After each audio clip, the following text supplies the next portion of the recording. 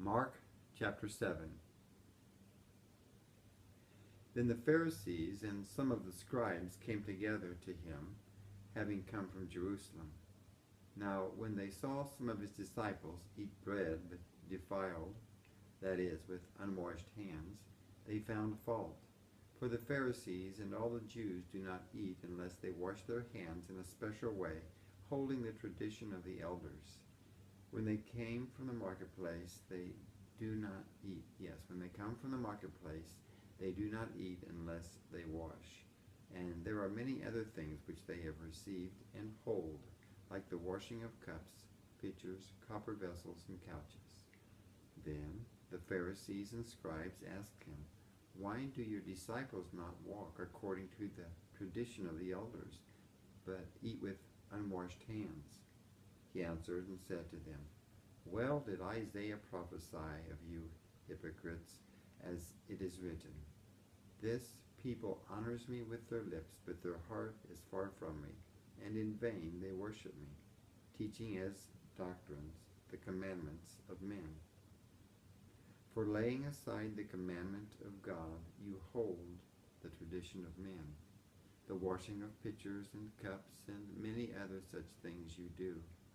He said to them, "All too well you reject the commandment of God, that you may keep your tradition. For Moses said, 'Honor your father and your mother,' and he who curses father or mother, let him be put to death. But you say, if a man says to his father or mother, 'Whatever profit you might have received from me is korban,' that is, a gift to God, then you no longer let him do anything for his father or his mother, making the word of God of no effect through your tradition which you have handed down, and many such things you do." When he had called all the multitude to himself, he said to them, "Hear me, everyone, and understand. There is nothing that enters a man from outside which can defile him, but the things which come out of him, those are the things that defile a man. If anyone has ears to hear, let him hear." When he had entered a house away from the crowd, his disciples asked him concerning the parable. So he said to them, "Are you thus without understanding also? Do you not perceive that whatever enters a man from outside cannot defile him, but it does not enter his heart, but his stomach, and is eliminated, thus purifying all foods?" And he said, "What comes out of a man, that defiles him.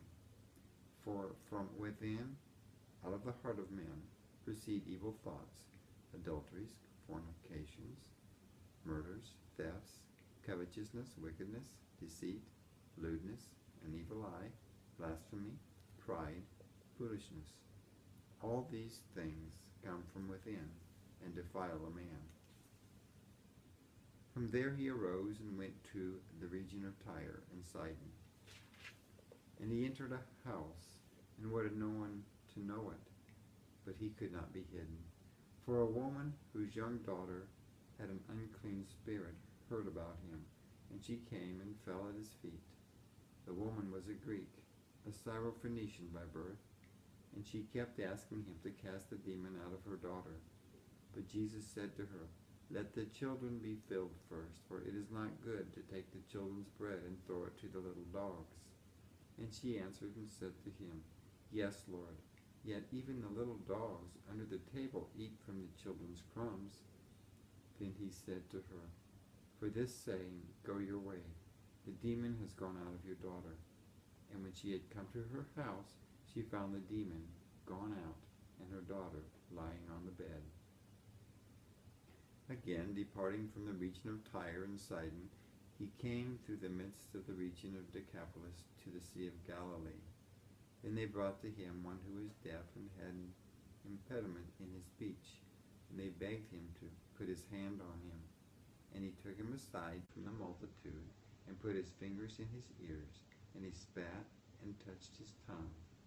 Then, looking up to heaven, he sighed and asked, and said to him, "Ephphatha," that is, "be opened." Immediately his ears were opened, and the impediment of his tongue was loosed, and he spoke plainly. commanded them that they should tell no one. But the more he commanded them, the more widely they proclaimed it. And they were astonished beyond measure, saying, He has done all things well. He makes both the deaf to hear and the mute to speak.